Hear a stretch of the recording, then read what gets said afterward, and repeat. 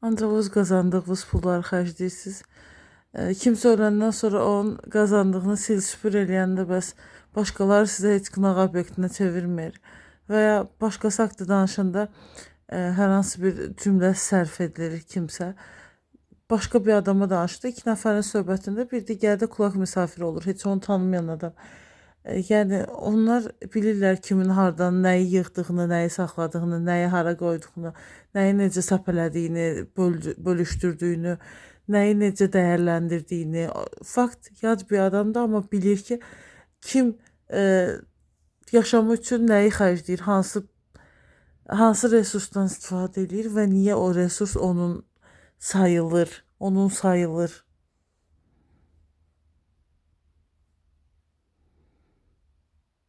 Ömrü boyu öz qazancına yetinə bilməyənlər gözləyirlər ki, bir gün hansısa bir yerdən onlara para gəlsin, o paranı da dağıtsınlar, ancaq öz dəyər verdiyi bir adama.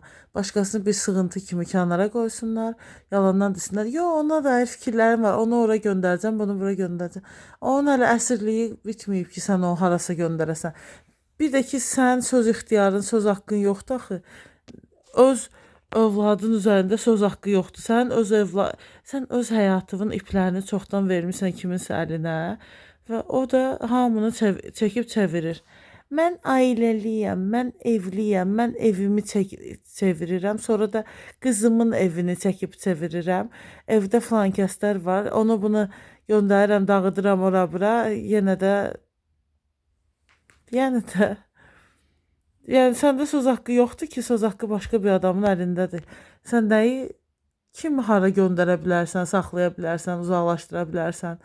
Sən sadəcə belə boş-boş cümlələri onun bunun yerinə istifadə edə bilərsən. Onlar sənə bütün günü deyir, sən də onun bunun yanında səsləndir.